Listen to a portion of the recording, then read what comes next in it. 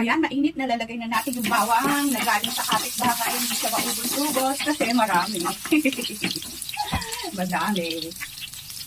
Lagay na natin ang sibuyas na galing na Baetia. Ang bango-bango na. At ang sili. Pag nagigipon, bango talaga.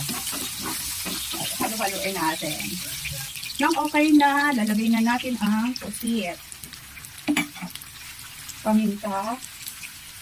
Para mawala ang lansa. Pangpalasa, isang patak. Toyo, tansya lang. Adobong pusit pala to. Suka. Isang perasong laurel na kinurot-kurot. Magkalasa lang. At isang kutsaritang asukal na malapit nang maubos. Uubos na yung asukal ko. Isang kutsarita lang yan. Haluin. At patuyuin natin. Makakagawa na naman tayo ng isang masarap na ulam.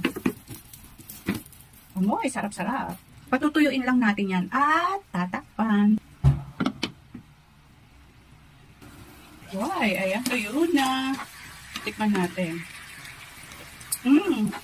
Tamang-tama yung anghang, yung alat, at ang pagkasuka. Ayan, luto na siya. Nakagawa na naman tayo ng masarap na ulam. Adobong pusit. Thank you for watching. Yummy, yummy!